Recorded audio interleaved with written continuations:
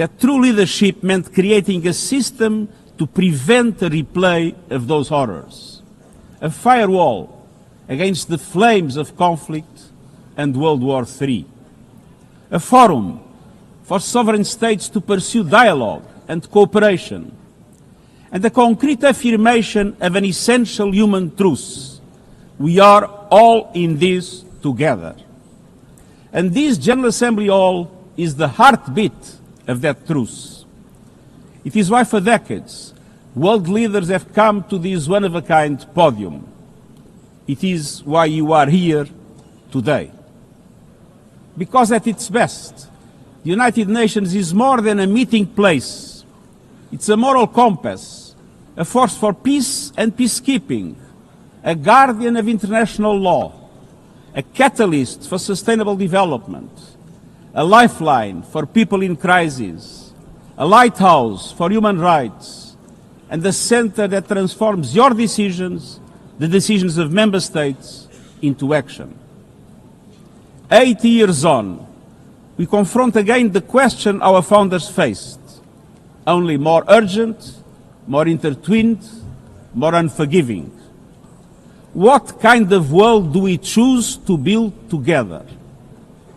Excellencies, we have our work cut out for us as our ability to carry out that work is being cut from us. We have entered in an age of reckless disruption and relentless human suffering. Look around. The principles of the United Nations that you have established are under siege. Listen, the pillars of peace and progress are buckling under the weight of impunity, inequality, and indifference.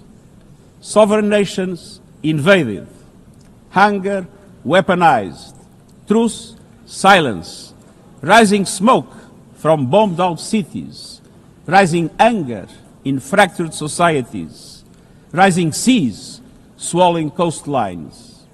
Each one a warning, each one a question. What kind of world will we choose? A world of raw power or a world of laws?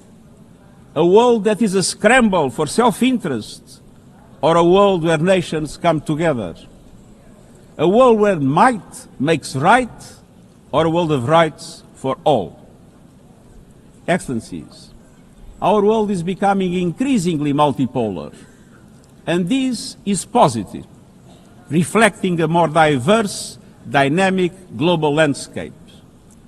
But multipolarity without effective multilateral institutions can court chaos, as Europe has learned the hard way, resulting in World War I. It was multipolar, but there was no multilateral institutions. So let's be clear. International cooperation is not naivete. It is hard-headed pragmatism. In a world where there's leap borders, isolation is an illusion. No country can stop a pandemic alone. No army can halt rising temperatures. No algorithm can rebuild trust once it is broken. These are global stress tests of our system, our solidarity, and our resolve. I'm convinced we can pass these tests, and we must. Because people everywhere are demanding something better, and we owe them a system worthy of their trust and a future worthy of their dreams. And so we must make the choice, an active choice, to reaffirm the imperative of international law, to reassert the centrality of multilateralism, to reinforce justice and human rights, and to recommit to the principles that gave rise to our organization, and to the promise contained in its first words: we, the peoples. Excellencies, the choices we face are not part of an ideological debate. They are a matter of life and death for millions. As I scan the global landscape, we must make 5 critical choices. First, we must choose peace rooted in international law. Peace is our first obligation. Yet today, wars rage with a barbarity we vowed never to allow. Too often, the Charter is brandished when convenient and trampled when not. But the Charter is not optional. It is our foundation. And when the foundation cracks, everything built upon fractures. Around the world, we see countries acting as if the rules don't apply to them. We see humans treated as less than human, and we must call it out. Impunity is the mother of chaos, and it has spawned some of the most atrocious conflicts of our times. In Sudan, civilians are being slaughtered, starved, and silenced. Women and girls face unspeakable violence. There is no military solution. I urge all parties, including those in this hall, end the external support that is fueling this bloodshed. Push to protect civilians, because the Sudanese people deserve peace, dignity, and hope.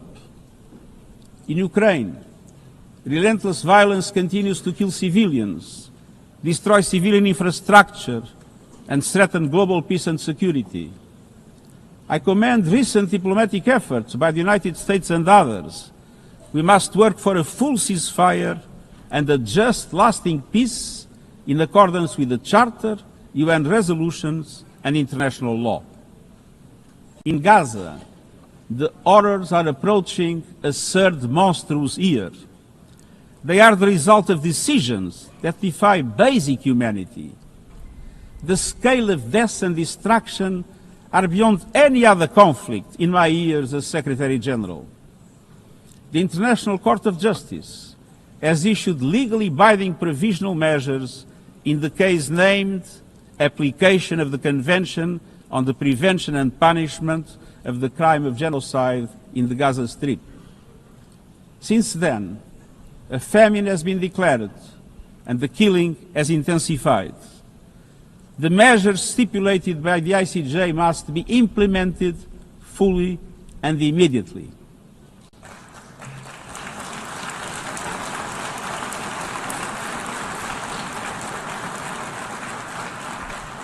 Nothing can justify the horrific Hamas terror attacks of October 7 and the taking of hostages, both of which I have repeatedly condemned. And nothing can justify the collective punishment of the Palestinian people and the systematic destruction of Gaza. We know what is needed. Permanent ceasefire now. All the hostages released now. Full humanitarian access now. And we must not relent in the only viable answer to sustainable Middle East peace, a two-state solution as so eloquently reaffirmed yesterday. We must urgently reverse dangerous trends on the ground. Relentless settler expansion and violence and the looming threat of annexation must stop. Everywhere, from Haiti to Yemen, to Myanmar and the Sahel and beyond, we must choose peace anchored in international law. The past year has brought glimmers of hope, including the ceasefire between Cambodia and Thailand, and the agreement between Azerbaijan and Armenia brokered by the United States. But far too many crises continue unchecked. Impunity prevails, lawlessness is a contagion, it invites mayhem, accelerates terror, and risks a nuclear free-for-all. When accountability shrinks, graveyards grow. When UN staff and facilities are attacked, violating legal obligations, so too is the core of our ability to serve and deliver. The Security Council must live up to its responsibilities. It must be more representative, more transparent, and more effective. And beyond crisis response, we must tackle the injustices that ignite conflict: exclusion, inequality, impunity, and corruption. The surest way to silence the guns is to raise the volume for justice. Real security is born of fairness and opportunity for all. Excellencies, This leads me to my second point. We must choose human dignity and human rights. Human rights are not an ornament of peace, they're its bedrock. Human rights, economic, social, cultural, political, and civil, are universal, indivisible, and interdependent. Choosing rights means more than words. It means choosing justice over silence. It means protecting freedom and civic space, advancing equality for women and girls, confronting racism and discrimination in all its forms, protecting human rights defenders, journalists, and freedom of speech, and upholding the rights of refugees and migrants so that mobility is safe and in accordance with international law. Human rights are a daily battle, online and offline. They require political will. But dignity is not only about the protection of rights. It is about rights fulfilled through inclusive and resilient development. Rights that put an end to poverty and hunger. Rights that open doors to education, health, and opportunity. The Sustainable Development Goals are our shared roadmap for achieving these rights. But in order to make progress down this road, we need fuel. And that fuel is finance. We've seen what development done right can deliver. In the past decade, millions more have gained access to electricity, clean cooking solutions, and to the internet. Child marriage is in retreat. Women's representation is growing, but cuts to aid are wreaking havoc. They are a death sentence for many. For so many more, a stolen future. This is the great paradox of our time. We have the solutions, but we are siphoning off the fuel that would make it possible to make progress. To choose dignity, we must choose financial justice and solidarity. We need to reform the international financial architecture so that it drives development for all. With bigger and bolder multilateral development banks, lending more, and mobilizing more private capital for developing countries, with faster and fairer debt relief mechanisms, helping every country in crisis, including middle-income countries. Protecting natural resources by tackling illicit financial flows and abusive tax practices that rob societies of their future. And global financial institutions that represent today's world, with far greater participation of developing countries in terms of their composition and their decision-making. So let us choose a global economy that works for everyone, men and women. Let us choose human rights and dignity. And let us equip ourselves with the means to ensure a transition for people and the planet. Excellencies, this brings me to the third choice. We must choose climate justice. The climate crisis is accelerating, but so are the solutions. The clean energy future is no longer a distant promise. It's already here. No government, industry, or special interest can stop it. But some are trying, hurting economies, locking in higher prices, and squandering a historic opportunity. Fossil fuels are a losing bet. Last year, almost all new power capacity came from renewables, and the investment is surging. Renewables are the cheapest and fastest source of new power. They create jobs, drive growth, shield economies from volatile oil and gas markets, connect the unconnected, and can free us from the tyranny of fossil fuels. But not at today's pace. Clean energy investment remains uneven. 21st century grids and storage are not rolling out fast enough. And public subsidies, taking from taxpayer money, still flow to fossil fuels over clean energy by a factor of 9 to 1. Meanwhile, emissions, temperatures, and disasters keep rising. And those least responsible suffer the most. Science says limiting global temperature rise to 1.5 degrees by the end of this century is still possible, but the window is closing. The International Court of Justice has affirmed the legal obligation of states. We must step up action and ambition, especially through strengthened national climate plans. Tomorrow, I will welcome leaders to announce new targets.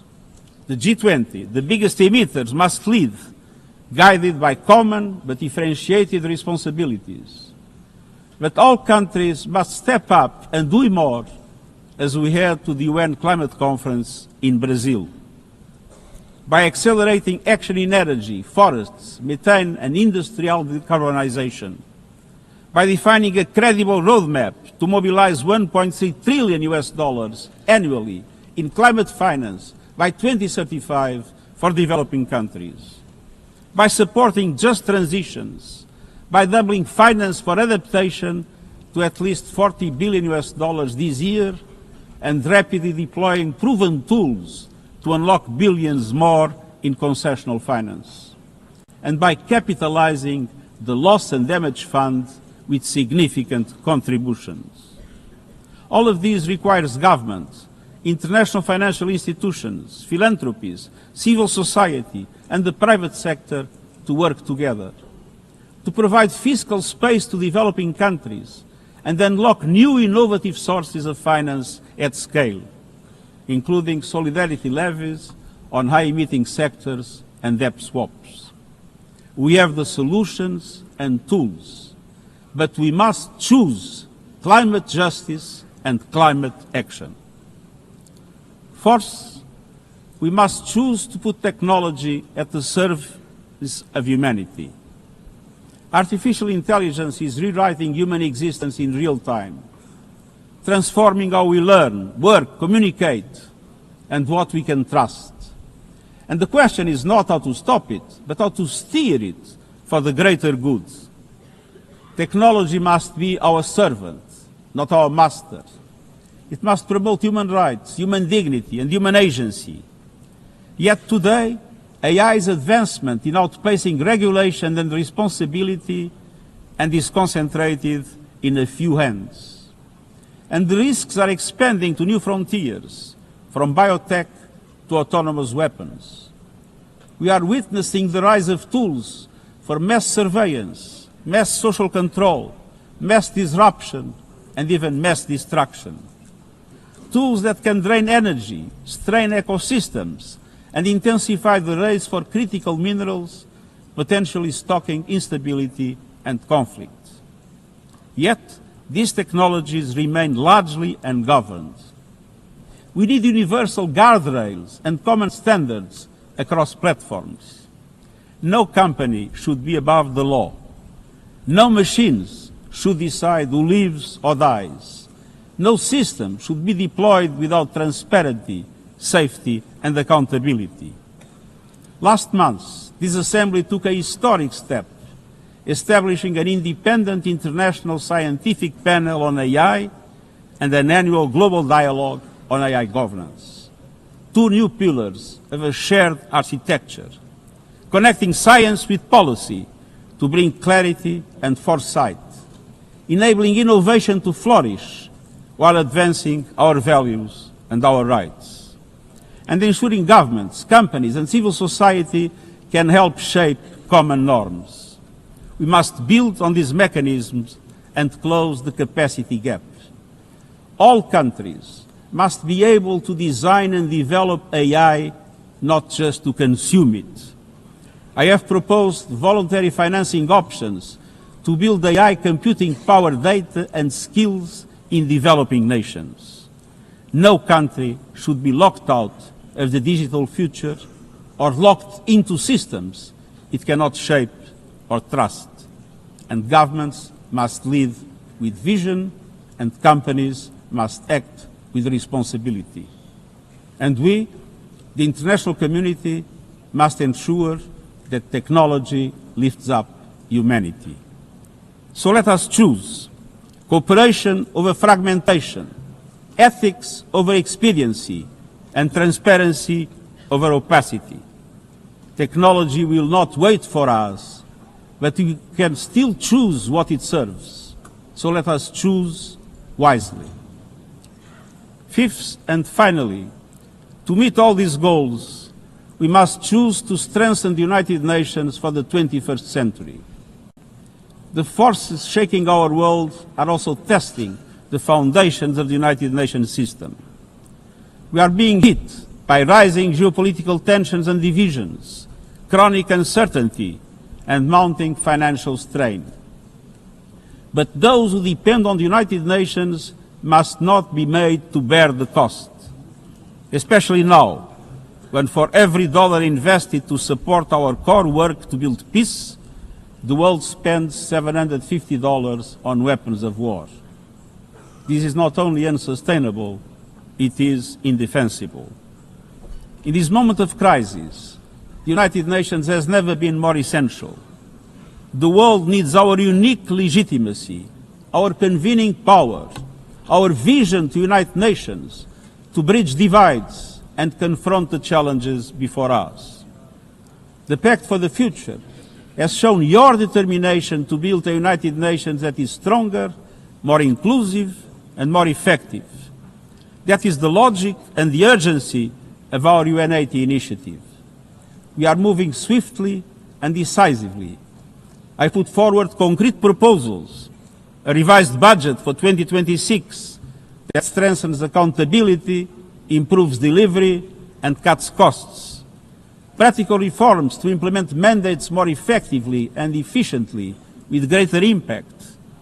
And ideas to spark a paradigm shift in the structure of the UN and how its parts work together. Most of these decisions rest with you, the Member States, and we will move forward in full respect of the established procedures. Together, let us choose to invest in a United Nations that adapts, innovates, and is empowered to deliver for people everywhere. Excellencies, my overriding message comes down to this. Now is the time to choose. It's not enough to know what the right choices are. I urge you to make them. I grew up in a world where choices were few. I was raised in the darkness of dictatorship, where fear silenced voices and hope was nearly crushed. Yet, even the bleakest hours, especially then, I discovered a truth that has never left me. Power does not reside in the hands of those who dominate or divide. Real power resides from people, from our shared resolve to uphold dignity, to defend equality, to believe fiercely in our common humanity and the potential of every human being. I learned early to persevere, to speak out, to refuse to surrender, no matter the challenge, no matter the obstacle, no matter the hour. We must and we will overcome. Because in a world of many choices, there is one choice we must never make, the choice to give up. We must never give up. That is my promise to you, for peace, for dignity, for justice, for humanity, for the world we know is possible when we work as one. I will never, ever give up. Thank you.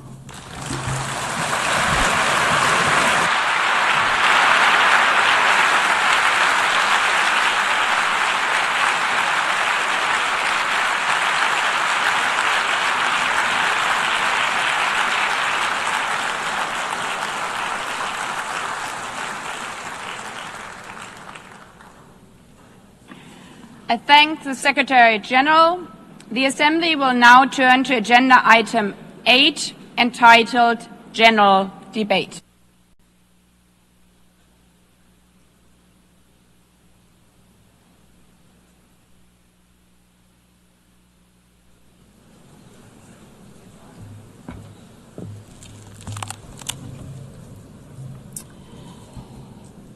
"80 years, longer than the average human life. This anniversary of the United Nations should have been a moment of celebration. But this is not an ordinary year. Just look at the state of our world, as the Secretary General described. Thousands of orphans in Gaza are wandering around the rubble, eating sand, drinking contaminated water. 90-year-old women in Ukraine are hiding from drones, trapped in their homes instead of living their final years in peace. Children in Haiti, too afraid to walk to school, afraid they might be gunned down by gangs like their friends. And for every conflict and tragedy that seizes the headlines, there are so many more that are forgotten, lost to the news cycle. Like women in Democratic Republic of the Congo, shielding their daughters from armed groups, fearful they might be raped. And Rohingya children spending their whole childhood in tattered tents, unable to remember what their home looks like. Faced with these realities, now is not the time to celebrate, but to ask ourselves, where is the United Nations? Distinguished heads of state and government, Mr. Secretary General, Excellencies, ladies and gentlemen, people out there in the world watching us. Clearly, we have to do better. But what we should not let cynics allow to weaponize these failures, to argue that our institution is a waste of money, outdated, irrelevant. When the principles of the Charter are ignored, is it the UN that has failed? When tanks rolled into Ukraine, was it because Article 2 of the Charter is not clear enough about sovereignty and territorial integrity? When civilians, children, are killed in Gaza, is it humanitarian law at fault for failing to protect them? It's not the Charter which fails. It's not the UN as an institution which fails. The Charter, our Charter, is only as strong as member states' willingness to uphold it, and their willingness to hold to account those who violate it. Excellencies, yes, our world is in pain.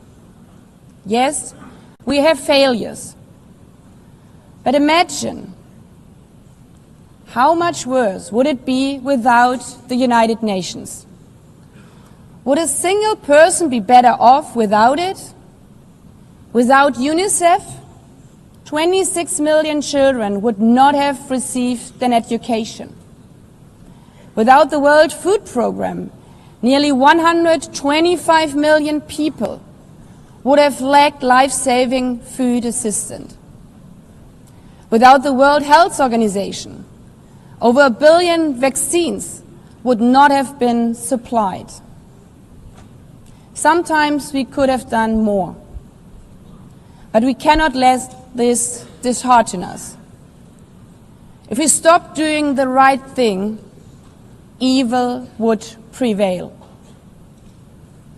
This 80th session is not about big celebrations, It's about finding the resolve not to give up, the resolve to be better together, just as our predecessors did 8 decades ago. This institution was born in a world on fire and desperate for reprieve. 750 million, nearly a third of humanity back then, still under colonial rule. 2 world wars in a generation, 70 million dead. The horrors of the Holocaust revealed to our collective shame. This was a generation that knew almost nothing but suffering and despair.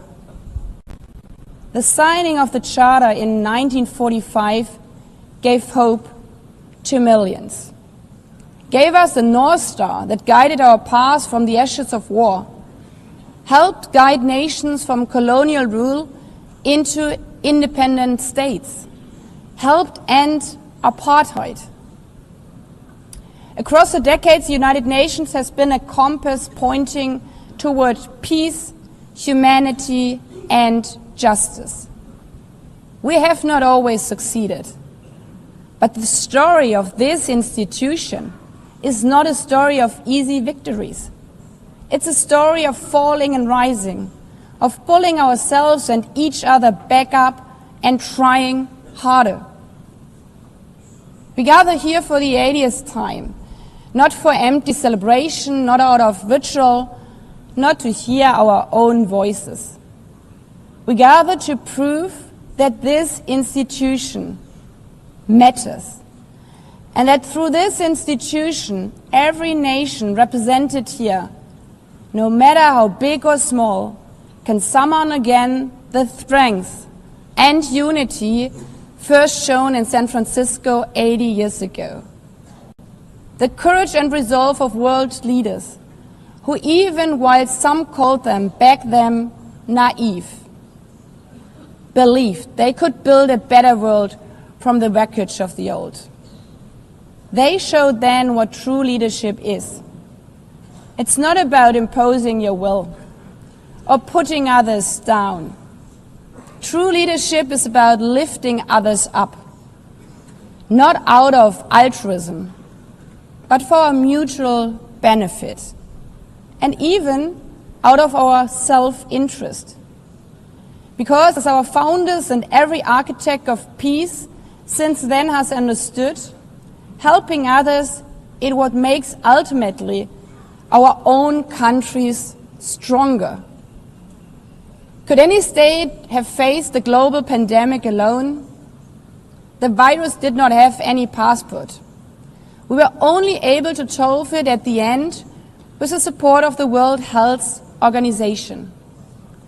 The climate crisis does not stop at borders. CO2 emissions anywhere affect people everywhere. Even the wealthiest cities in the world cannot shield themselves from wildfires. And imagine coming here by plane. How safe would you feel to step into the next airplane if there were no International Civil Aviation Organization anymore, which is responsible for setting safety regulations for 5 billion passengers each year?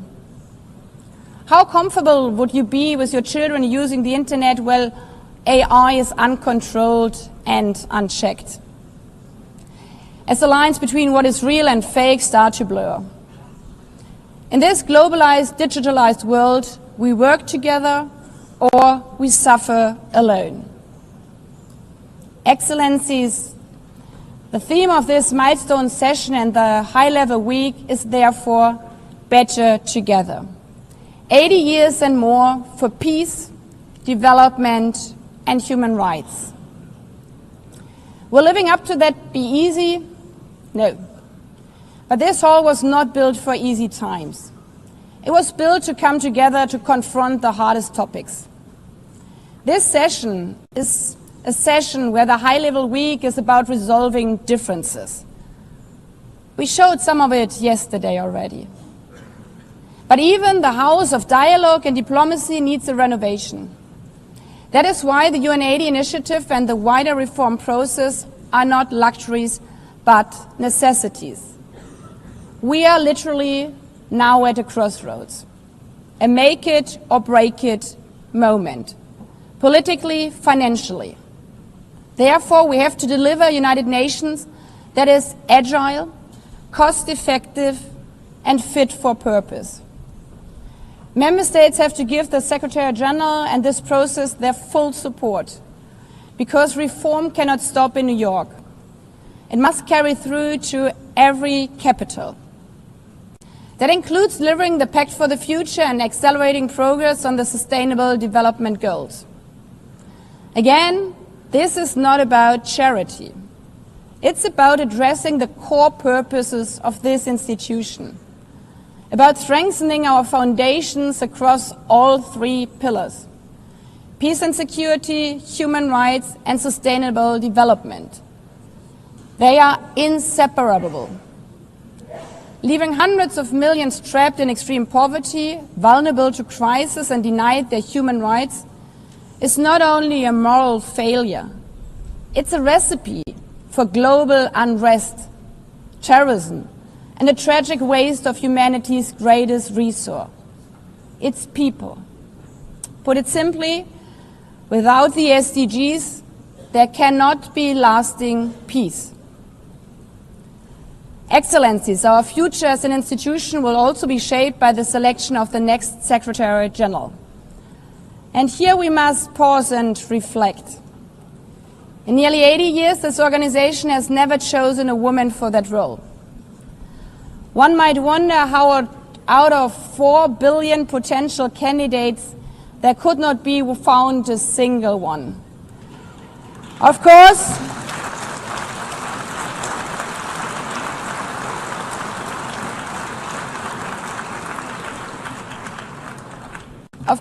the choice rests with member states. But those of you having been there yesterday celebrating Beijing, one strong female leader after the other from all our continents. Like 80 years ago, we are standing at a crossroads. And it's up to us, to every single member state, to live up to the same leadership as your predecessors did. To act when action is needed. To uphold the principles of our Charter. To be better together. To show the people around the world that this United Nation is there. Today, tomorrow, and for the next 8 decades. Because, after all, it's the life insurance for every country.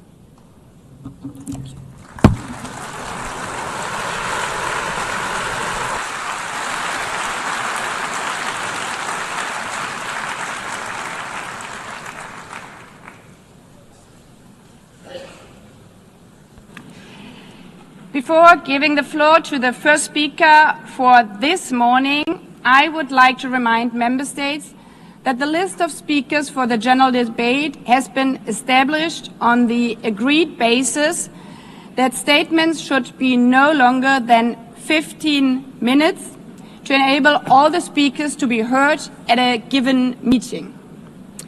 Within this time frame, I would like to appeal to speakers to deliver their statements at a reasonable pace so that interpretation into the other official languages may be provided properly.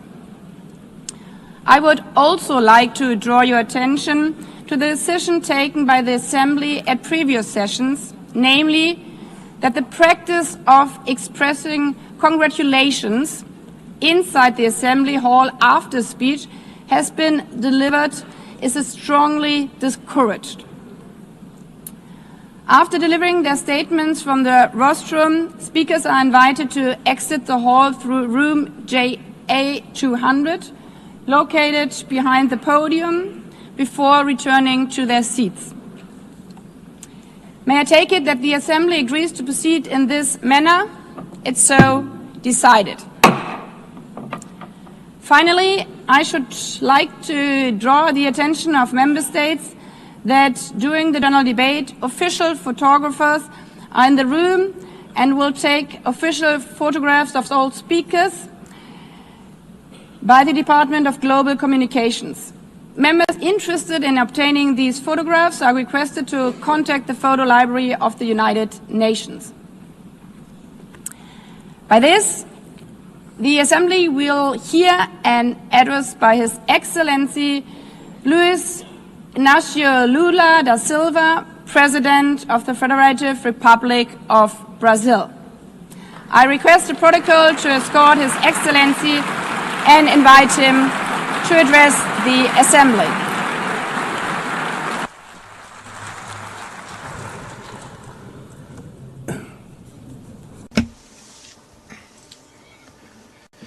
Madam President of the General Assembly, Analina Berbuki, Mr. Secretary General Antonio Guterres, dear heads of state and government, and representatives of the member states gathered here. This should be a time to celebrate the United Nations. Created at the end of the war, the UN symbolizes the highest expression of the aspiration for peace and prosperity.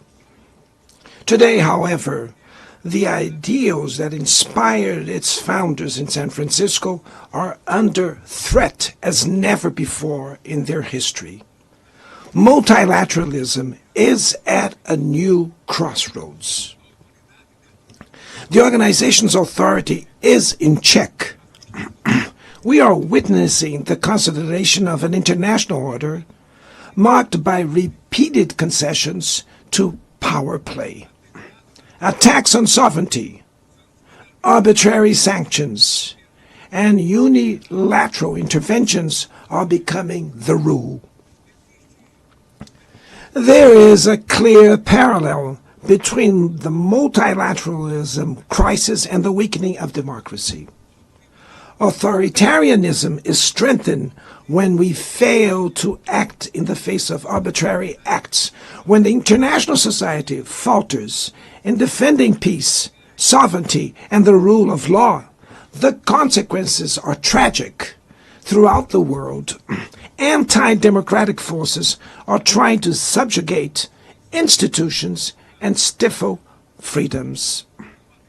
They worship violence, praise ignorance, act as physical and digital militias, and restrict the press. Even under an unprecedented attack, Brazil chose to resist and defend its democracy, regained 40 years ago by its people after 2 decades of dictatorial governments. There is no justification for unilateral and arbitrary measures against our institutions and our economy. The aggression against the independence of the judiciary branch of power is unacceptable. This interference in domestic affairs is aided by a subservient far right who is nostalgic of past hegemonies. False patriots plan and publicly promote actions against Brazil. Peace cannot be achieved with impunity. A few days ago, and for the first time in 525 years of our history, a former head of state was convicted of attacking the democratic rule of law. He was investigated, indicted, trialed, and held accountable for his actions in a meticulous process.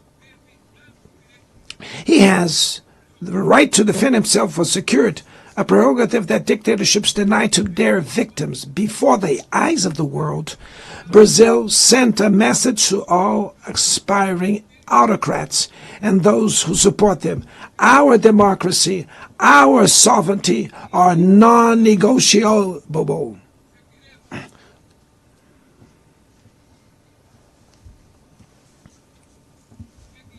We will continue as an independent nation and as a people free from any type of guardianship. Sound democracies go beyond the electoral ritual.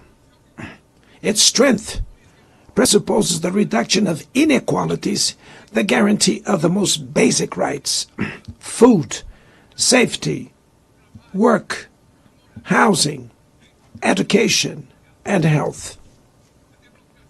Democracy fails when women earn less than men or die at the hands of partners and family members. It loses when it closes its doors and blames migrants for the world's ills. Poverty is as much an enemy of democracy as extremism. Therefore, we were proud to receive confirmation from FAO that Brazil has once again left the hunger map in this year, 2025.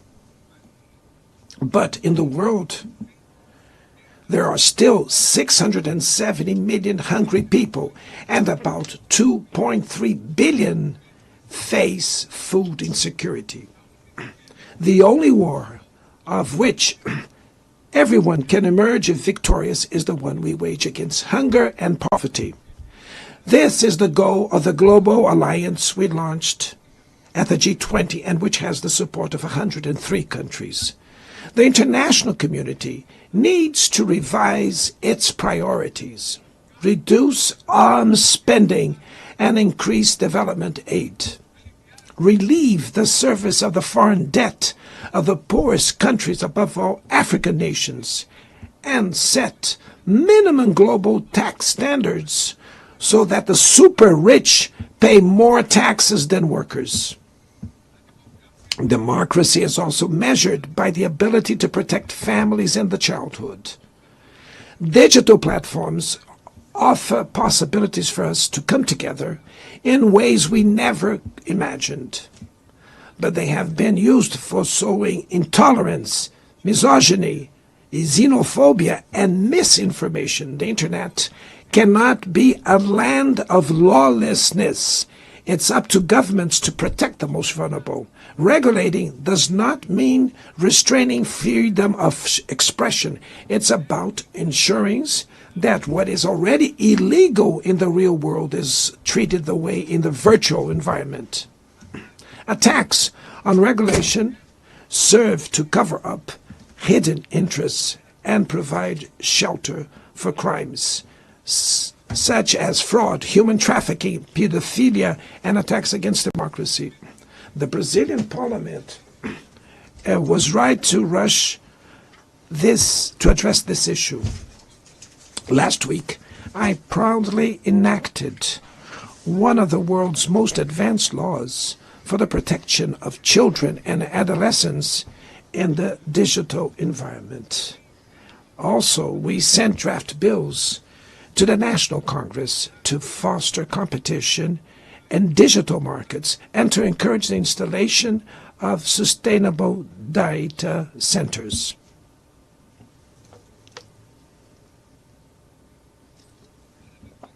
To mitigate the risks of artificial intelligence, we are committed to building multilateral governance in line with the Global Digital Compact that was approved in this plenary last year.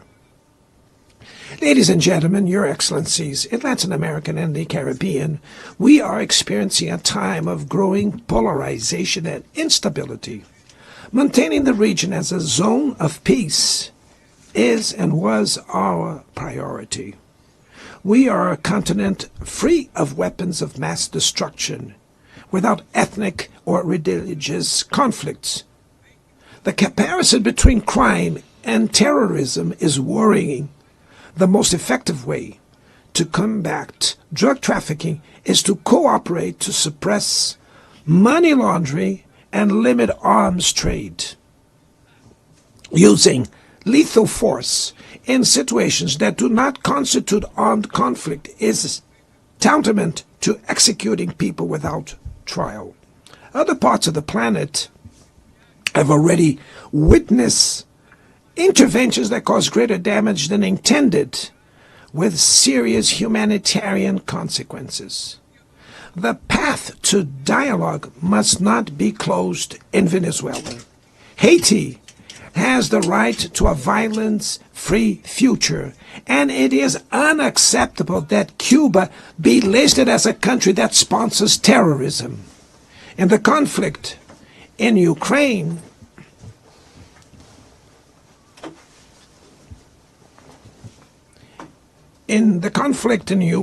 we all already know that there will be no military solution. The recent meeting in Alaska raised hopes for a negotiated way out. It's necessary to pave the way for a realistic solution. This implies taking into account the legitimate security concerns of all parties. The African Initiative and the Friends for Peace group created by China and Brazil can help promote dialogue and a diplomatic solution. No situation is more emblematic of the disproportionate and illegal use of force than the one occurring in Palestine. The terrorist attacks perpetrated by Hamas are indefensible from any angle, but nothing, absolutely nothing, justifies the ongoing genocide in Gaza.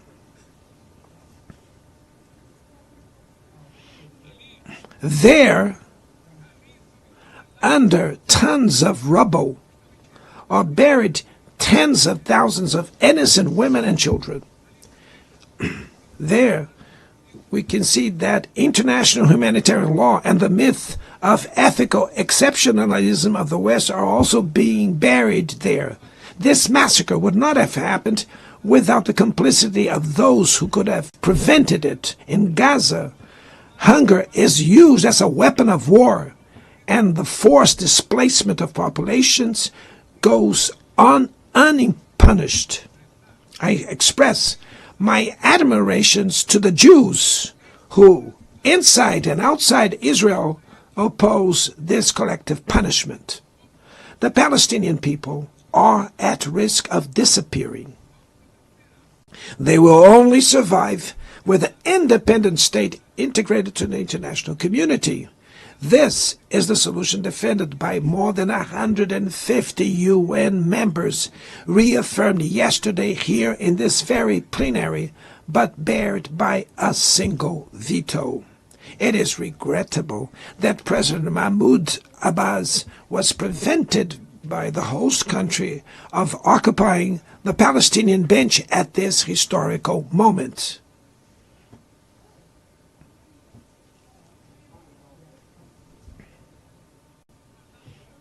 The spread of this conflict to Lebanon, Syria, Iran, Qatar is fueling an unprecedented arms build-up.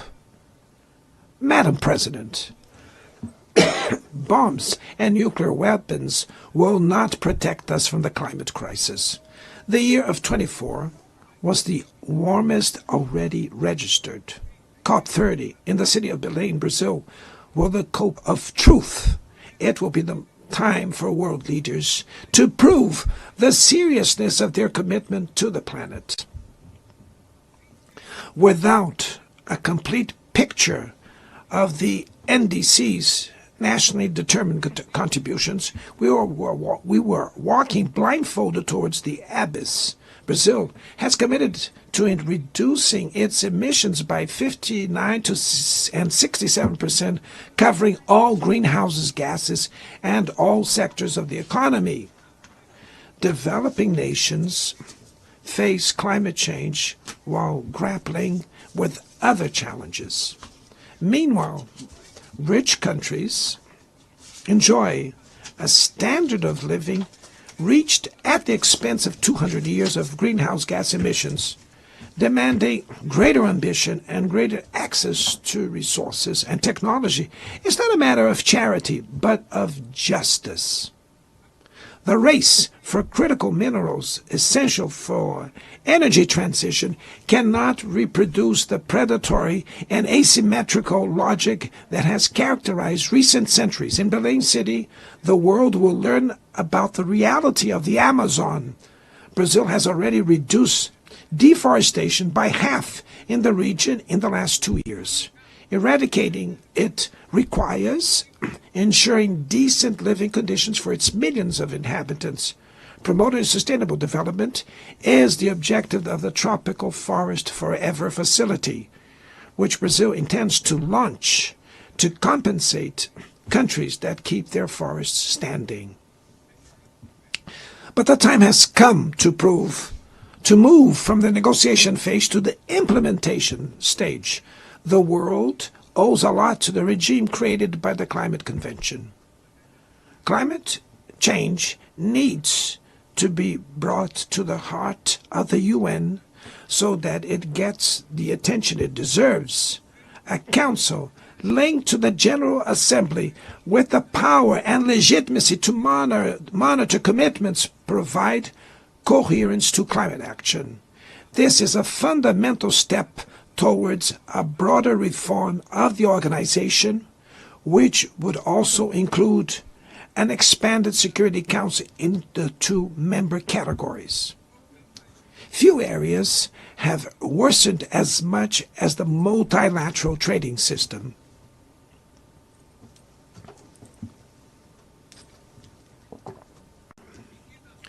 Unilateral measures have rendered fundamental principles, such as the most favored nations clauses, meaningless. They have disrupted value chains and threw the global economy into a pernicious spiral of high prices and stagnation. It is urgent to refound the WTO based on modern and flexible foundations. Your Excellencies, ladies and gentlemen, this year, the world lost two exceptional public figures. Former Uruguayan President Pepe Mujica and our dear Pope Francis, both embodied the best humanist values like no other. Their lives were intertwined with the 8 decades of the UN's existence. If they were still among us, they would use this platform to remember that authoritarianism, environmental degradation, and inequality are not relentless, that the only ones defeated are those who stand idly by, resigned, and that we can defeat the false prophets and oligarchs who exploit fear and monetize hate, and that tomorrow is made of daily choices, and it takes courage to act to transform it.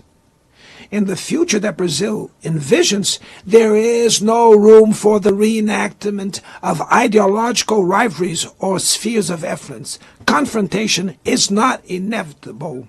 We need leaders with clear visions who understand that the international order is not a zero-sum game. The 21st century will be increasingly multipolar.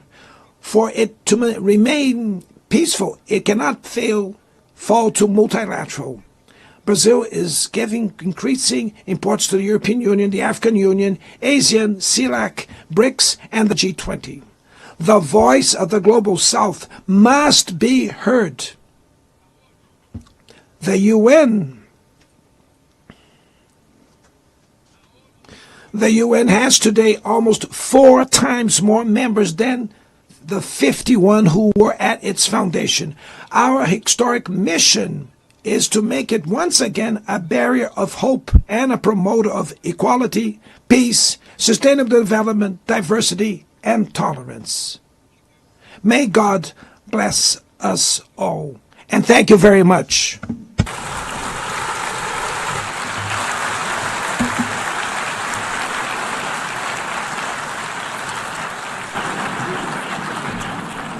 On behalf of the Assembly, I wish to thank the President of the Federative Republic of Brazil,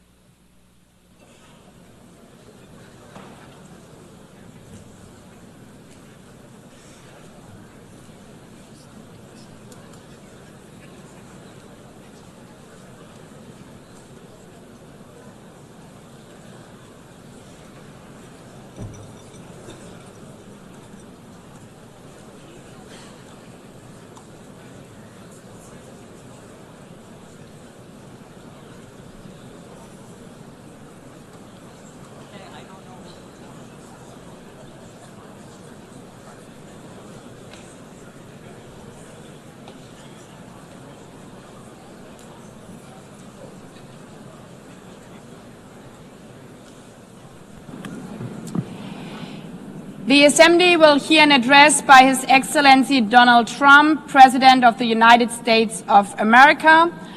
I request protocol to escort His Excellency and invite him to address the Assembly.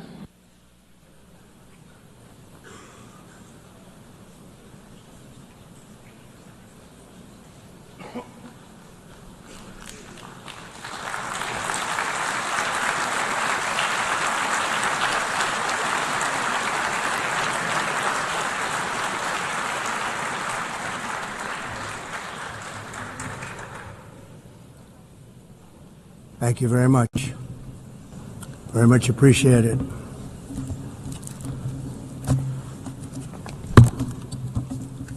And I don't mind making the speech without a teleprompter, because the teleprompter is not working. I feel very happy to be up here with you nevertheless, and that way you speak more from the heart. I can only say that whoever's operating this teleprompter is in big trouble.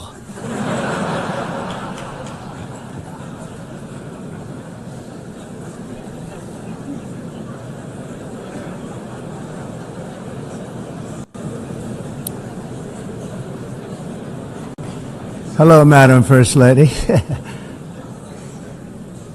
Thank you very much for being here. And Madam President, Mr. Secretary General, First Lady of the United States, distinguished delegates, ambassadors, and world leaders. 6 years have passed since I last stood in this grand hall and addressed a world that was prosperous and at peace in my first term. Since that day, the guns of war have shattered the peace I forged on 2 continents. An era of calm and stability gave way to one of the great crises of our time. And here in the United States, 4 years of weakness, lawlessness, and radicalism under the last administration delivered our nation into a repeated set of disasters.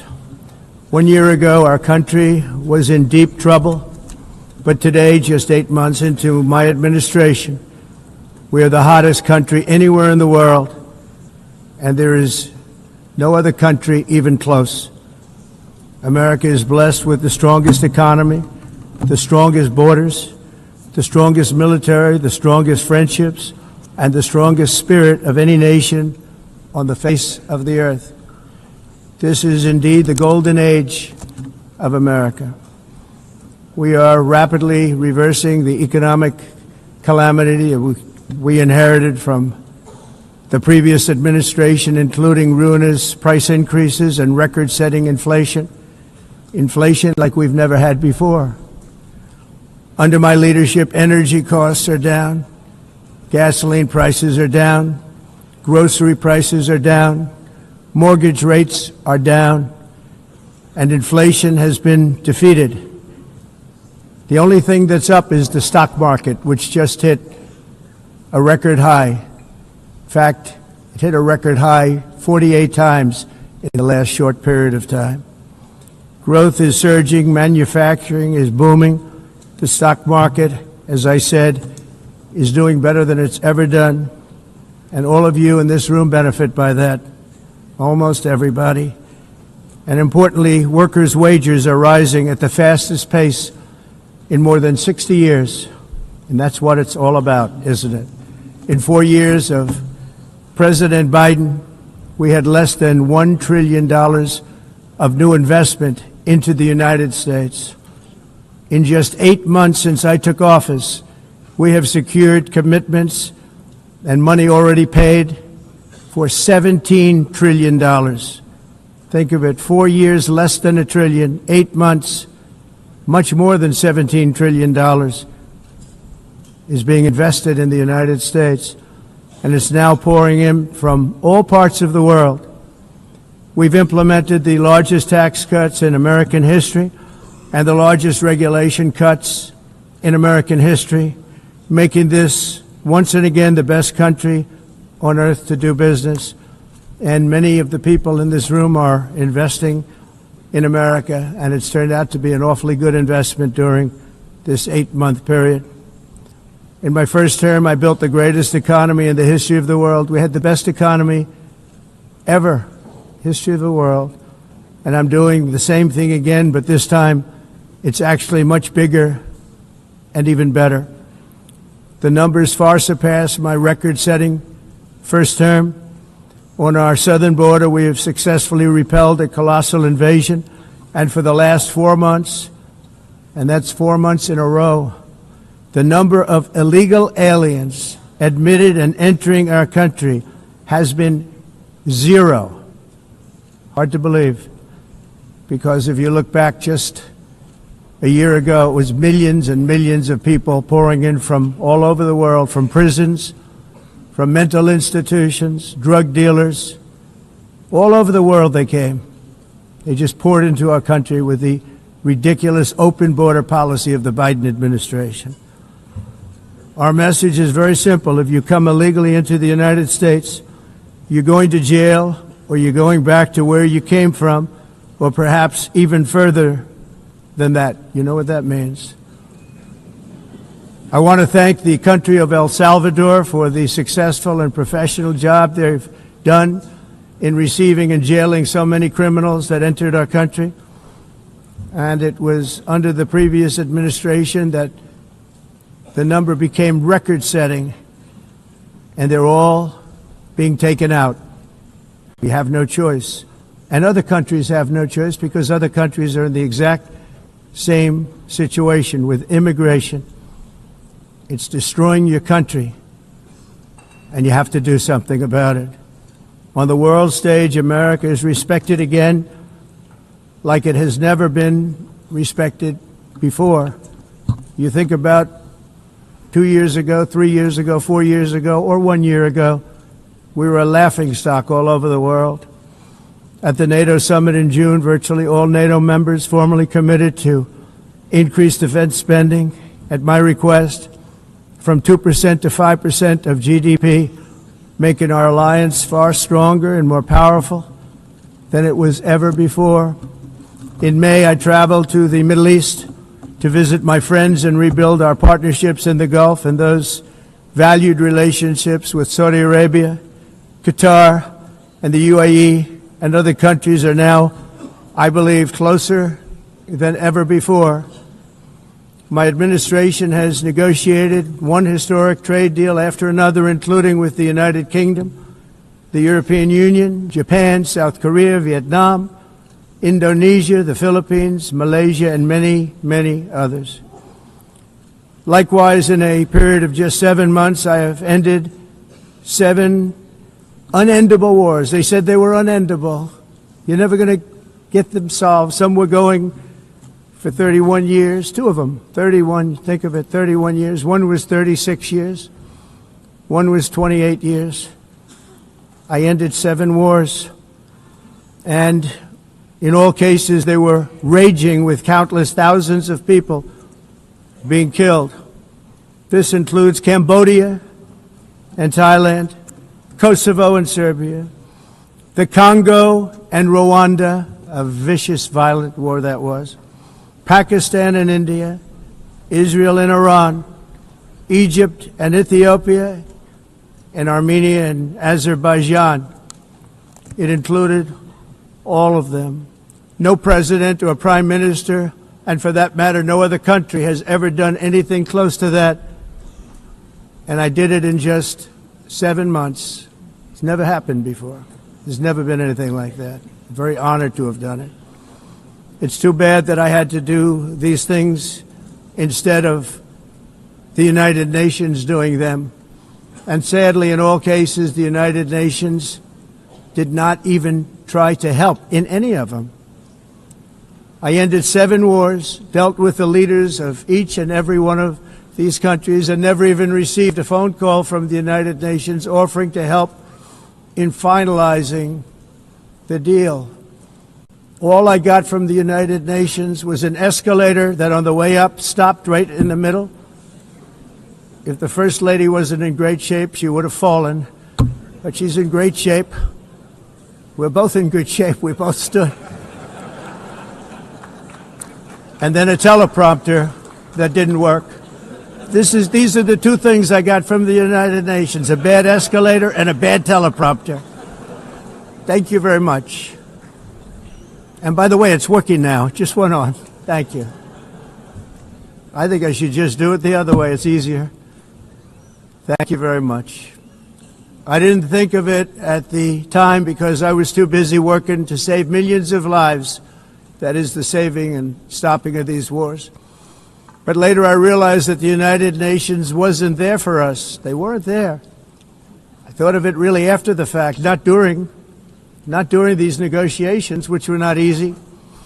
That being the case, what is the purpose of the United Nations? The UN has such tremendous potential. I've always said it. It has such tremendous, tremendous potential, but it's not even coming close to living up to that potential. For the most part, at least for now, all they seem to do is write a really strongly worded letter and then never follow that letter up. It's empty words, and empty words don't solve war. The only thing that solves war and wars is action. Now, after ending all of these wars and also earlier negotiating the Abraham Accords, which is a very big thing for which our country received no credit, never receives credit. Everyone says that I should get the Nobel Peace Prize for each one of these achievements. But for me, the real prize will be the sons and daughters who live to grow up with their mothers and fathers, because millions of people are no longer being killed in endless and unglorious wars. What I care about is not winning prizes, it's saving lives. We saved millions and millions of lives with the 7 wars. And we have others that we're working on, and you know that. Many years ago, a very successful real estate developer in New York, known as Donald J. Trump, I bid on the renovation and rebuilding of this very United Nations complex. I remember it so well. I said at the time that I would do it for $500 million, rebuilding everything. It would be beautiful. I used to talk about, I'm going to give you marble floors. They're going to give you terrazzo. I'm going to give you the best of everything. You're going to have mahogany walls. They're going to give you plastic. But they decided to go in another direction, which was much more expensive at the time, and which actually produced a far inferior product. And I realized that they did not know what they were doing when it came to construction, and that their building concepts were so wrong, and the product that they were proposing to build was so bad and so costly. It was going to cost them a fortune. And I said, and wait till you see the overruns. Well, I turned out to be right. They had massive cost overruns and spent between $2 and $4 billion on the building and did not even get the marble floors that I promised them. You walk on terrazzo. Do you notice that? As far as I'm concerned, frankly, looking at the building and getting stuck on the escalator, they still haven't finished the job. They still haven't finished. That was years ago. The project was so corrupt that Congress actually asked me to testify before them on the tremendous waste of money, because it turned out that they had no idea what it was, but they knew it was anywhere between $2 and $4 billion as opposed to $500 million with a guarantee. But they had no idea, and I said it cost much more than $5 billion. Unfortunately, many things in the United Nations are happening just like that, but on an even much bigger scale, much, much bigger. Very sad to see. Whether the UN can manage to play a productive role, I've come here today to offer the hand of American leadership and friendship to any nation in this assembly that is willing to join us in forging a safer, more prosperous world. And it's a world that we'll be much happier with. A dramatically better future is within our reach. But to get there, we must reject the failed approaches of the past and work together to confront some of the greatest threats in history. There is no more serious danger to our planet today than the most powerful and destructive weapons ever devised by man, of which the United States, as you know, has many. Just as I did in my first term, I've made containing these threats a top priority, starting with the nation of Iran. My position is very simple. The world's #1 sponsor of terror can never be allowed to possess the most dangerous weapon. That's why, shortly after taking office, I sent the so-called Supreme Leader a letter making a generous offer. I extended a pledge of full cooperation in exchange for a suspension of Iran's nuclear program. The regime's answer was to continue their constant threats to their neighbors and U.S. interests throughout the region and some great countries that are right nearby. Today, many of Iran's former military commanders, in fact, I can say almost all of them, are no longer with us. They're dead. And 3 months ago, in Operation Midnight Hammer, 7 American B-2 bombers dropped the 14 30,000-pound each bombs on Iran's key nuclear facilities, totally obliterating everything. No other country on earth could have done what we did. No other country has the equipment to do what we did. We have the greatest weapons on earth. We hate to use them. But we did something that for 22 years people wanted to do. With Iran's nuclear enrichment capacity demolished, I immediately brokered an end to the 12-day war, as it's called, between Israel and Iran, with both sides agreeing to fight no longer. As everyone knows, I have also been deeply engaged in seeking a ceasefire in Gaza. Have to get that done. Have to get it done. Unfortunately, Hamas has repeatedly rejected reasonable offers to make peace. We can't forget October 7th, can we? Now, as if to encourage continued conflict, some of this body is seeking to unilaterally recognize a Palestinian state.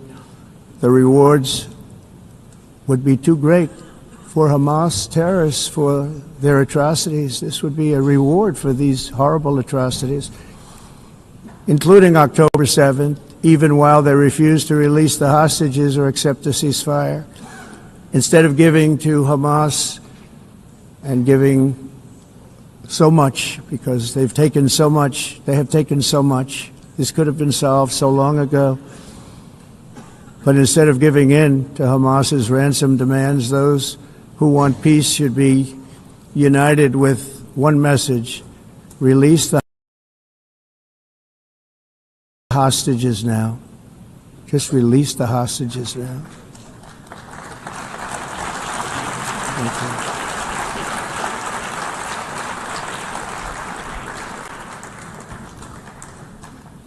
Thank you.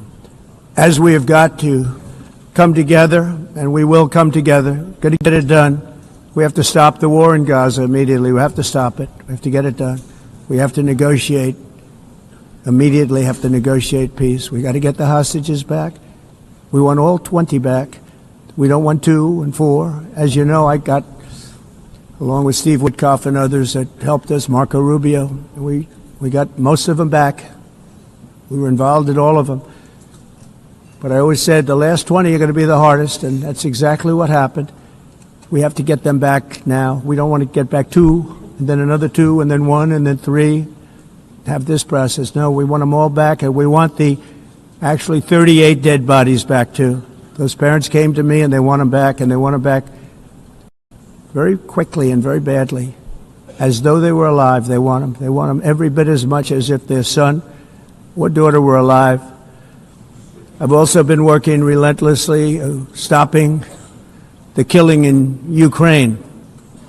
I thought that would be, of the 7 wars that I stopped, I thought that would be the easiest because of my relationship with President Putin, which had always been a good one. I thought that was going to be the easiest one. But you know, in war, you never know what's going to happen. There are always lots of surprises, both good and bad. Everyone thought Russia would win this war in 3 days. But it didn't work out that way.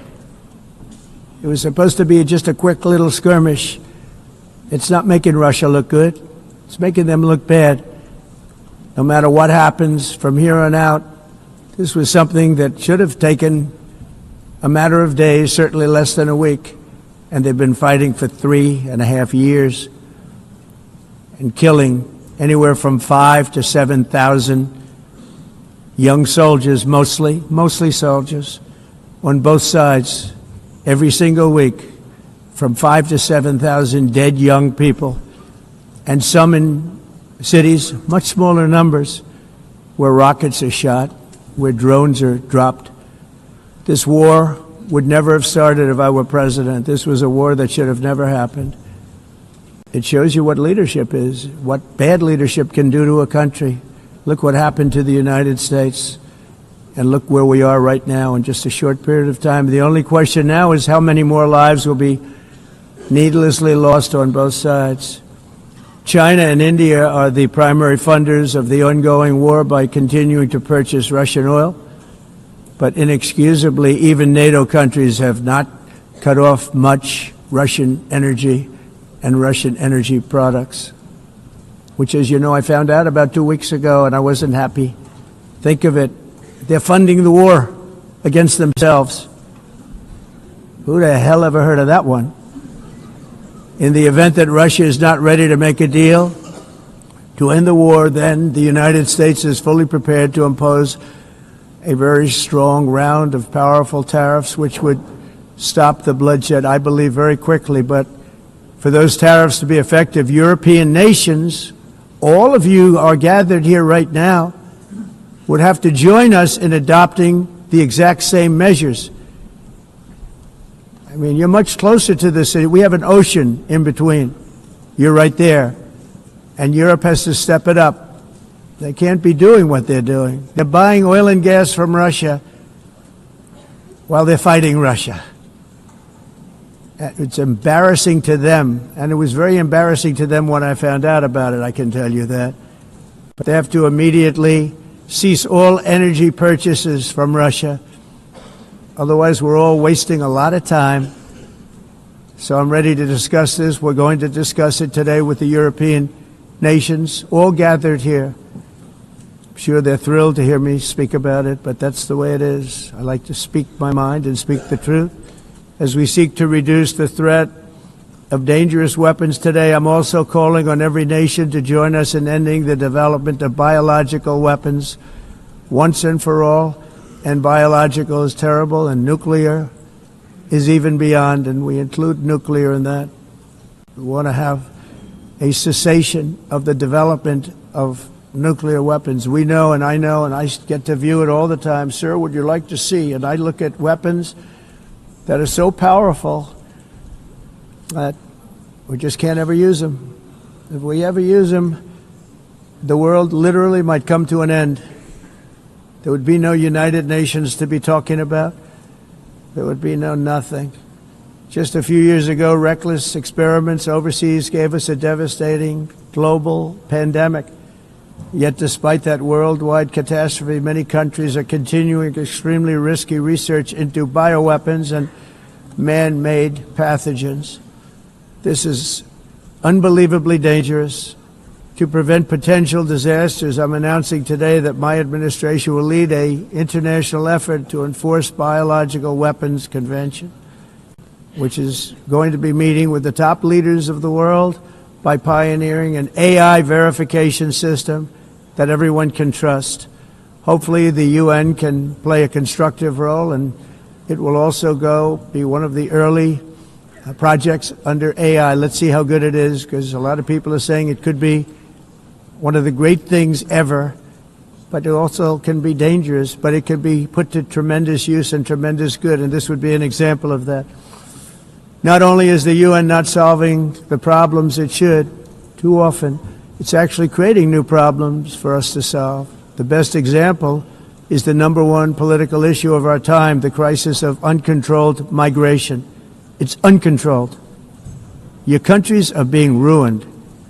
The United Nations is funding an assault on Western countries and their borders.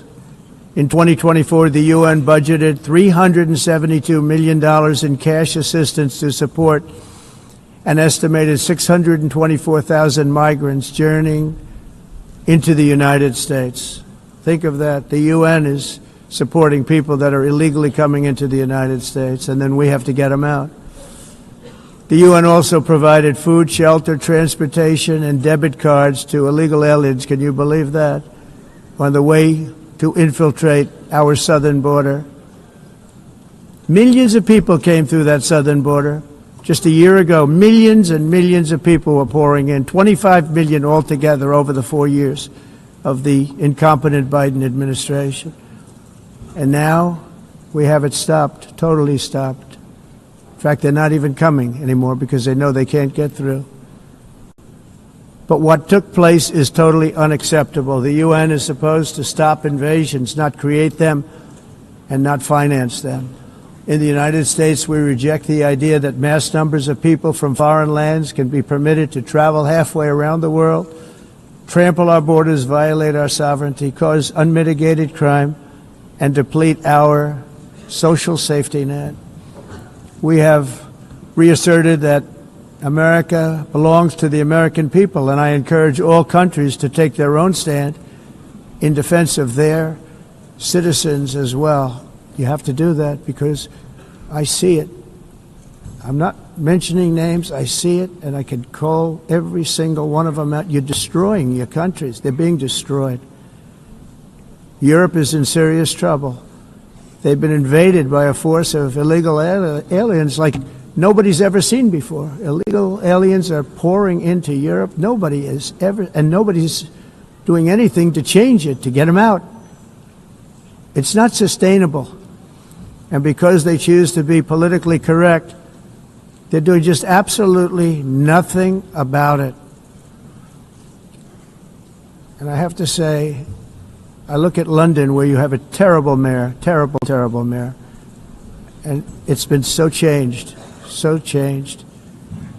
Now they want to go to Sharia law. But you're in a different, you can't do that.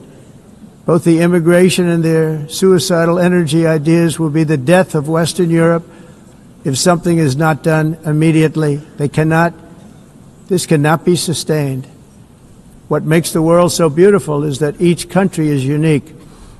But to stay this way, every sovereign nation must have the right to control their own borders. You have the right to control your borders, as we do now, and to limit the sheer numbers of migrants entering their countries and paid for by the people of that nation that were there and that built that particular nation at the time.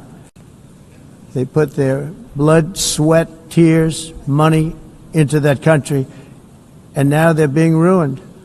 Proud nations must be allowed to protect their communities and prevent their societies from being overwhelmed by people they have never seen before, with different customs, religions, with different everything. Where migrants have violated laws, lodged false asylum claims, or claimed refugee status for illegitimate reasons, they should, in many cases, be immediately sent home. And while we will always have a big heart for places and people that are struggling and truly compassionate, answers will be given. We have to solve the problem, and we have to solve it in their countries, not create new problems in our countries. And we are very helpful to a lot of countries that are just not able to send their people anymore. They used to send them to us in caravans of 25,000, 30,000 people each. These massive caravans of people pouring into our country, totally unchecked and unvetted. But not anymore. According to the Council of Europe in 2024, almost 50% of inmates in German prisons were foreign nationals or migrants. In Austria, the number was 53% of the people in prisons were from places that weren't from where they are now. In Greece, the number was 54%, and in Switzerland, beautiful Switzerland, 72% of the people in prisons are from outside of Switzerland. When your prisons are filled with so-called asylum seekers who repaid kindness, and that's what they did, they repaid kindness with crime, it's time to end the failed experiment of open borders. You have to end it now. See, I can tell you, I'm really good at this stuff. Your countries are going to hell. In America, we've taken bold action to swiftly shut down uncontrolled migration. Once we started detaining and deporting everyone who crossed the border and removing illegal aliens from the United States, they simply stopped coming. They're not coming anymore. We're getting a lot of credit, but they're not coming anymore. This was a humanitarian act for all involved, because on the trips up, thousands of people a week were dying. Women were being raped. Nobody's ever seen anything like it. Raped, horribly beaten, raped. On the trip up, the journey up, it was a long walk. It was a long, arduous journey, indeed. And it was also a historic victory against human trafficking throughout the region. What we did was a victory, and we saved so many lives of people that wouldn't make the journey. That journey was loaded up with death. Loaded up with death. Dead bodies all along the roads of jungles to get up. They go through jungles, they go through areas so hot you couldn't breathe. They were dying of suffocation. Areas so hot that you couldn't breathe. Dead bodies all over. By them not coming, we're saving tremendous numbers of lives. My people have done a fantastic job in doing what they did, and the American public agrees with it. I mean, I was very proud to see this morning I have the highest poll numbers I've ever had. Part of it is because of what we've done on the border. I guess the other part is what we've done in the economy. Joe Biden's policies empowered murderous gangs, human smugglers, child traffickers, drug cartels, and prisoners from all over the world. The previous administration also lost nearly 300,000 children. Think of that. They lost more than 300,000 children, little children, who were trafficked into the United States on the Biden watch, many of whom have been raped, exploited, and abused, and sold. Sold. Nobody talks about that. The fake news doesn't write about it. With many others, young children who are missing or dead. And we found a lot of these children, and we're sending them back, and we've been sending them back to their parents. They said, nobody knows who they are. They said, where do you come from? And they'll give us a country, and we'll find out, and we'll figure it out, and we'll bring them back to their homes. And the mother and father rush to the door, and their tears in their eyes. They can't believe that they're seeing their son or daughter, their little son or daughter again. We've done almost 30,000 of them so far. Any system that results in the mass trafficking of children is inherently evil. Yet that is exactly what the globalist migration agenda has done, and it's what it's all about. In America, those days, as you know, are over. The Trump administration is working, and we are continuing to work to track down the villains that are causing this problem, and also, as I said, to get back the 30,000 we've already returned. Now I think we're going to have another. We're going to find a lot. You're not going to find all of them. 300, more than 300,000. They're lost or they're dead. They're lost or they're dead because of the animals that did this. To protect our citizens, I've also designated multiple savage drug cartels as forest. And you see this, and you see it happening right before your eyes. Let's put it this way. People don't like taking big loads of drugs in boats anymore. There aren't too many boats that are traveling on the seas by Venezuela. They tend not to want to travel very quickly anymore. And we've virtually stopped drugs coming into our country by sea. We call them the water drugs. They kill hundreds of thousands of people. I've also designated multiple savage drug cartels as far as foreign terrorist organizations, along with two bloodthirsty transnational gangs, probably the worst gangs anywhere in the world, MS-13 and Tren de Aragua. Tren de Aragua is from Venezuela, by the way. Such organizations torture, maim, mutilate, and murder with impunity. They're the enemies of all humanity. And for this reason, we've recently begun using the supreme power of the United States military to destroy Venezuelan terrorists and trafficking networks led by Nicolas Maduro.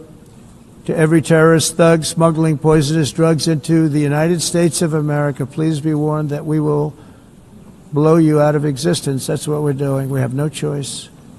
Can't let it happen. They're destroying. I believe we lost 300,000 people last year to drugs, 300,000. Fentanyl and other drugs. Each boat that we sink carries drugs that would kill more than 25,000 Americans. We will not let that happen. Energy is another area where the United States is now thriving like never before. We're getting rid of the falsely named renewables. By the way, they're a joke. They don't work. They're too expensive. They're not strong enough to fire up the plants that you need to make your country great. The wind doesn't blow. Those big windmills are so pathetic and so bad, so expensive to operate. And they have to be rebuilt all the time, and they start to rust and rot. Most expensive energy ever conceived, and it's actually energy. You're supposed to make money with energy, not lose money. You lose money, the governments have to subsidize. You can't put them out without massive subsidies.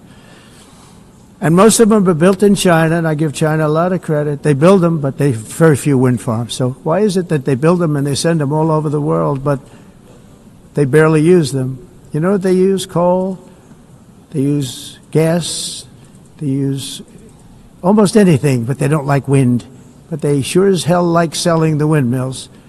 Europe, on the other hand, has a long way to go, with many countries being on the brink of destruction because of the green energy agenda. And I give a lot of credit to Germany. Germany was being led down a very sick path, both on immigration, by the way, and on energy. They were going green, and they were going bankrupt. And the new leadership came in, and they went back to where they were, with fossil fuel and with nuclear, which is good. It's now safe, and you can do it properly. But they went back to where they were, and they opened up a lot of different plants, energy producing plants, and they're doing well. I give Germany a lot of credit for that. They've said this is a disaster, what's happening. They were going all green. All green is all bankrupt. That's what it represents. And it's not politically correct. I'll be very badly criticized for saying it, but I'm here to tell the truth. I don't care. It doesn't matter to me. I'm in New York City. I'm feeling a lot safer. Crime, we're getting crime down. And by the way, speaking of crime, Washington, D.C. Washington, D.C. was the crime capital of America. Now it's after 12 days, it's a totally safe city. Everyone's going out to dinner. They're going out to restaurants. Your wife can walk down the middle of the street with or without you. Nothing's going to happen. My people have done a fantastic job. And yes, I called in the National Guard, and the National Guard took care of business, and they weren't politically correct, but they took care of business. We got 1,700 career criminals out, brought them back to where they came from, the countries where they came from, or put them in jails. Washington, D.C. is now a totally safe city again, and I welcome you to come. In fact, we'll have dinner together at a local restaurant, and we'll be able to walk. We don't have to go by an armor-plated vehicle. We'll walk right over there from the White House. They've given up their powerful edge, a lot of the countries that we're talking about, in oil and gas, such as essentially closing the great North Sea oil. Oh, the North Sea, I know it so well. Aberdeen was the oil capital of Europe, and there's tremendous oil that hasn't been found in the North Sea. Tremendous oil. And I was with the Prime Minister I respect and like a lot, and I said, you're sitting with the greatest asset. They essentially closed it by making it so highly taxed that no developer, no oil company can go there. They have tremendous oil left, and more importantly, they have tremendous oil that hasn't even been found yet. And what a tremendous asset for the United Kingdom. And I hope the Prime Minister is listening, because I told it to him 3 days in a row. That's all he heard. North Sea oil, North Sea, because I want to see them do well.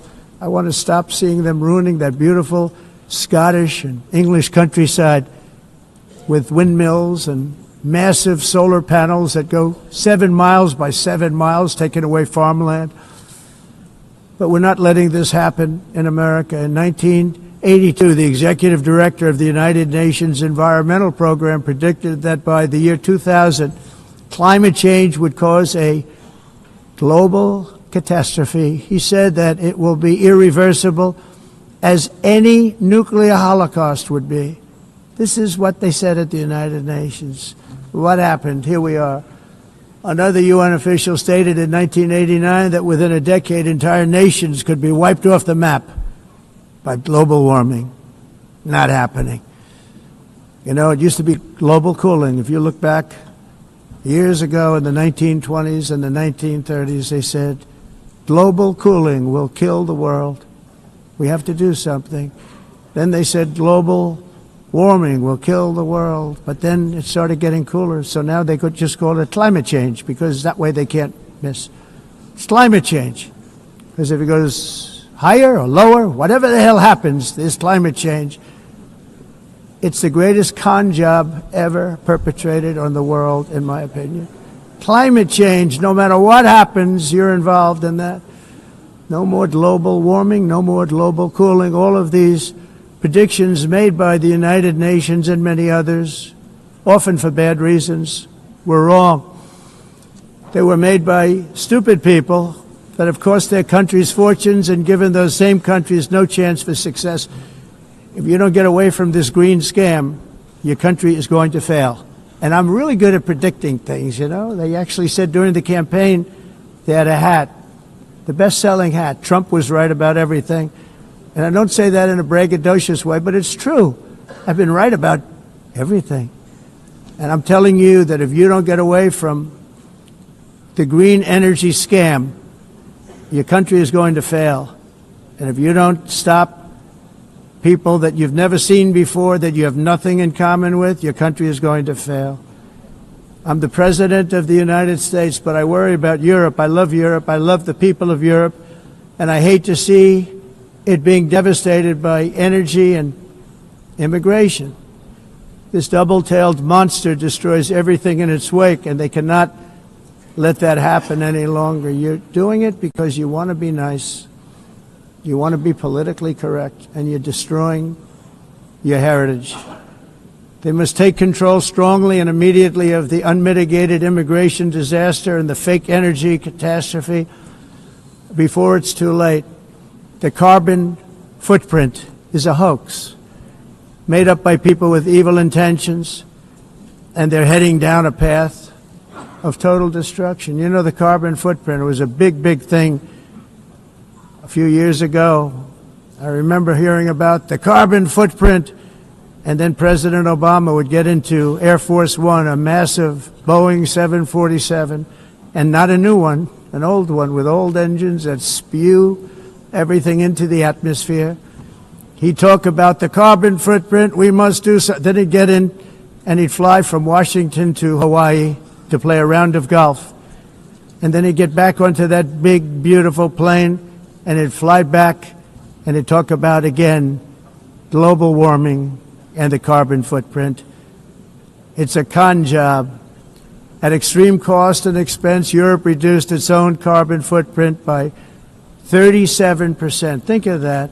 Congratulations, Europe. Great job. You cost yourself a lot of jobs, a lot of factories closed, but you reduced the carbon footprint by 37%. However, for all of that sacrifice and much more, it's been totally wiped out and then some by a global increase of 54%. Much of it coming from China and other countries that are thriving around China, which now produces more CO2 than all the other developed nations in the world. So all of these countries are working so hard on the carbon footprint, which is nonsense, by the way. It's nonsense. You know, it's interesting.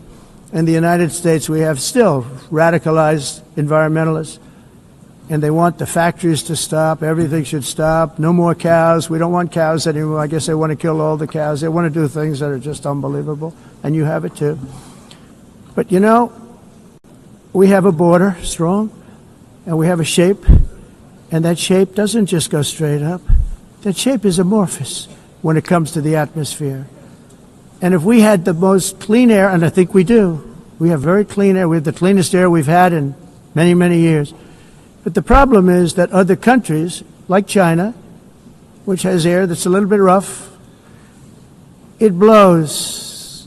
And no matter what you're doing down here, the air up here tends to get very dirty because it comes in from other countries where their air isn't so clean.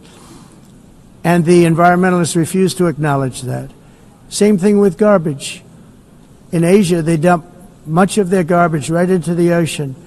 And over about a 1 week and 2 week journey, it flows right past Los Angeles. You've seen it.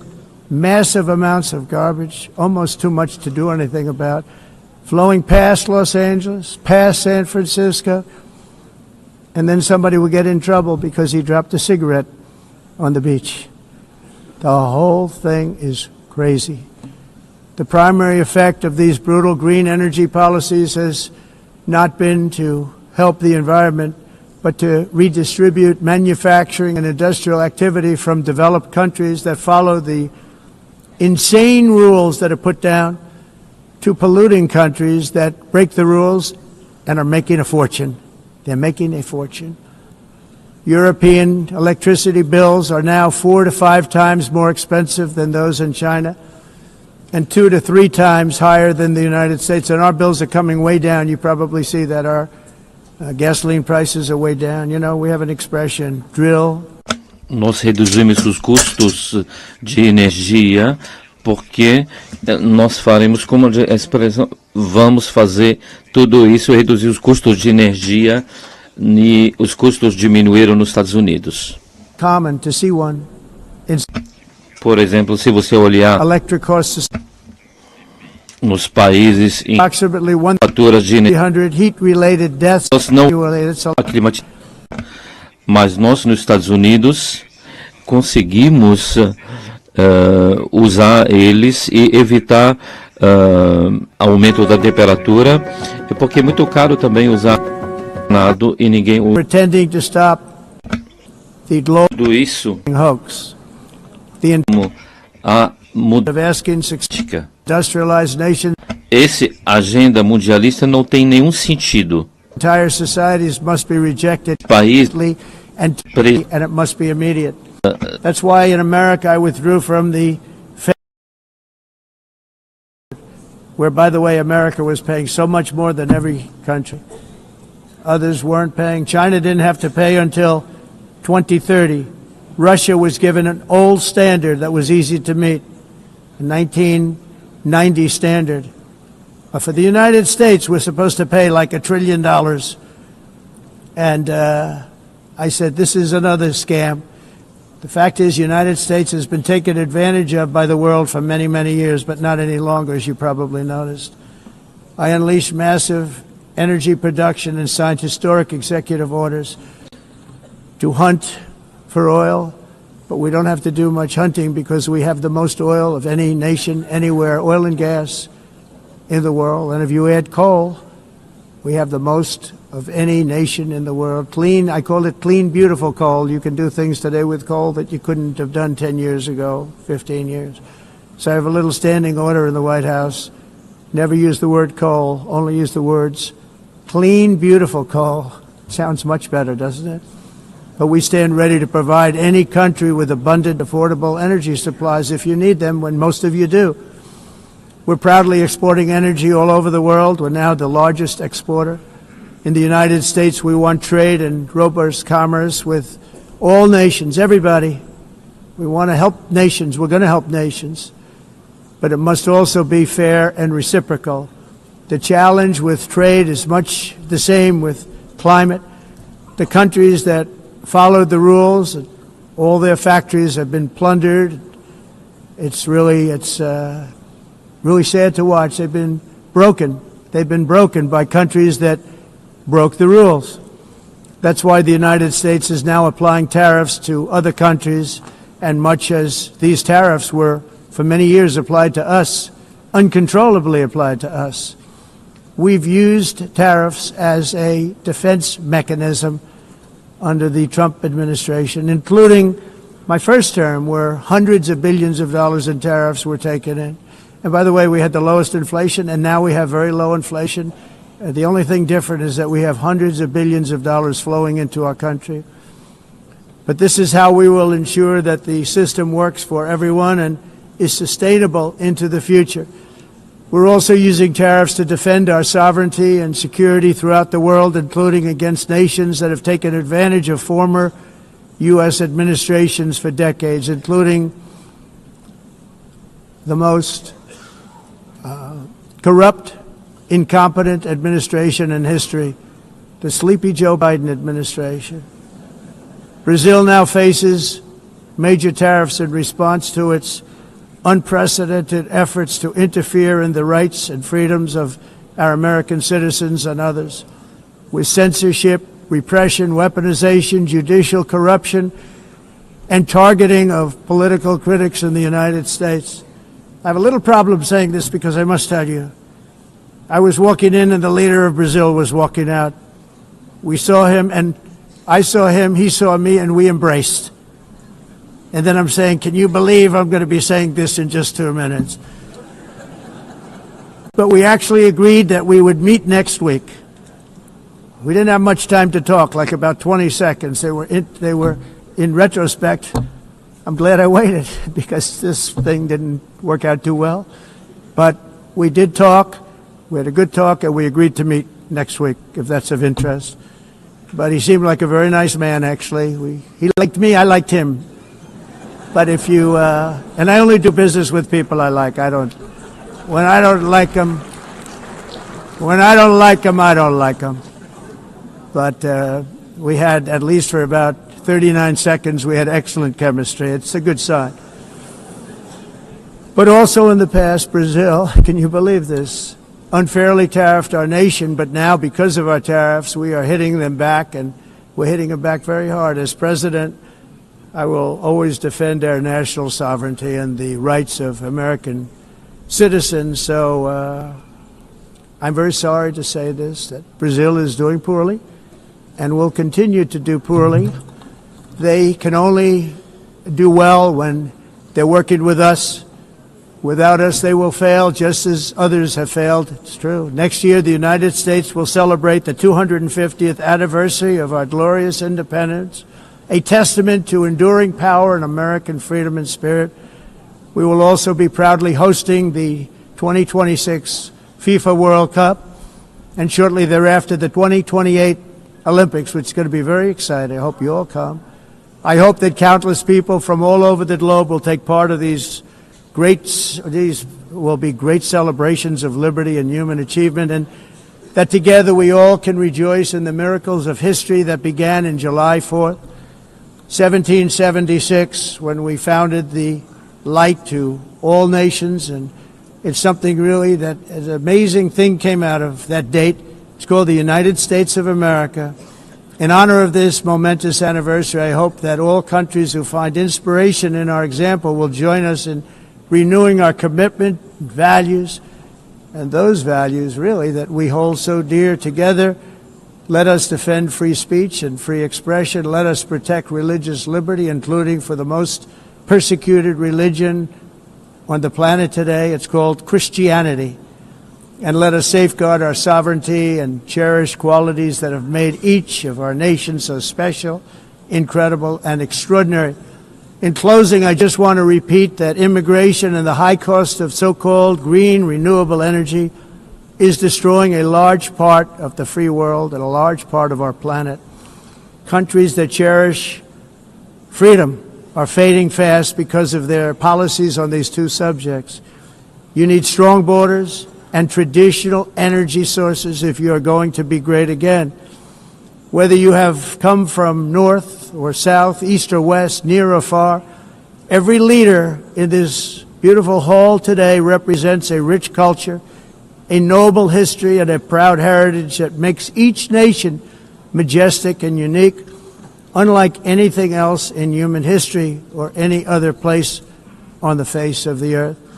From London to Lima, from Rome to Athens, from Paris to Seoul, from Cairo to Tokyo and Amsterdam to right here in New York City, we stand on the shoulders of the leaders and legends, generals and giants, heroes and titans who won and built our beloved nations, all of our nations, with their own courage, strength, spirit, and skill. Our ancestors climbed mountains, conquered oceans, crossed deserts, and trekked over wide open plains. They charged into thunderous battles, plunged into grave dangers, and they were soldiers and farmers and workers and warriors and explorers and patriots. They built towns into cities, tribes into kingdoms, ideas into industries, and small islands into mighty empires. You're a part of all of that. They were champions for their people who never gave up and who never, ever gave in. Their values defined our national identities. Their visions forged our magnificent destiny. Everybody in this room is a part of it in your own way.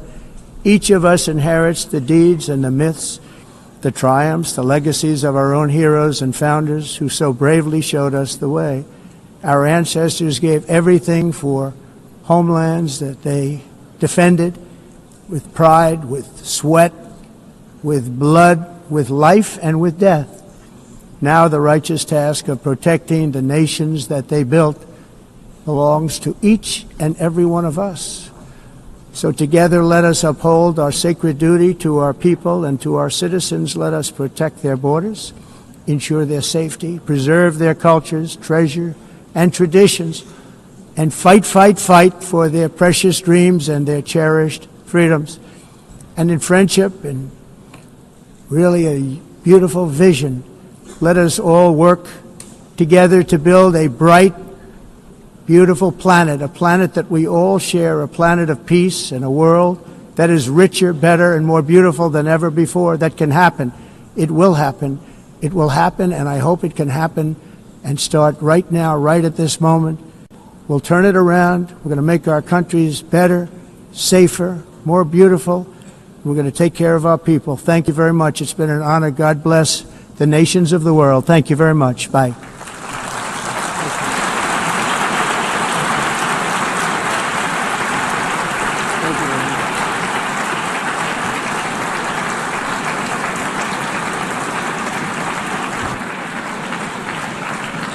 On behalf of the Assembly, I wish to thank the President of the United States,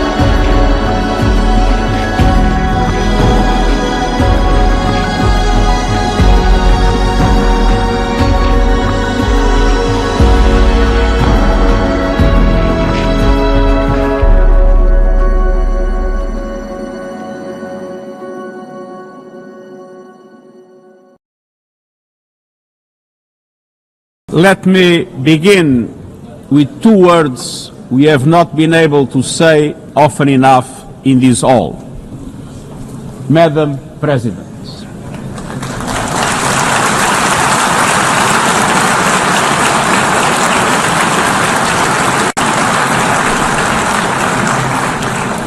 Excellencies, ladies and gentlemen, 8 years ago, in a world scorched by war, leaders made a choice: cooperation over chaos, law over lawlessness, peace over conflict.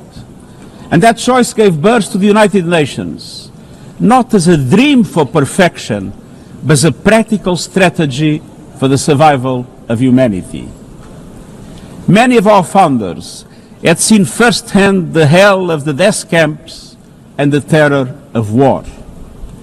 They knew that true leadership meant creating a system to prevent a replay of those horrors, a firewall against the flames of conflict and World War III, a forum for sovereign states to pursue dialogue and cooperation, and the concrete affirmation of an essential human truth: we are all in this together.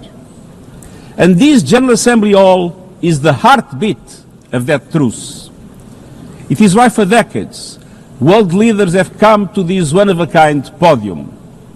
It is why you are here today. Because at its best, the United Nations is more than a meeting place.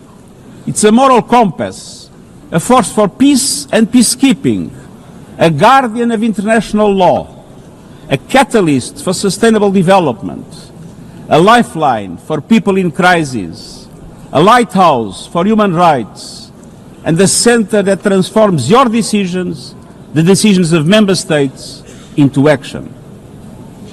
80 years on, we confront again the question our founders faced, only more urgent,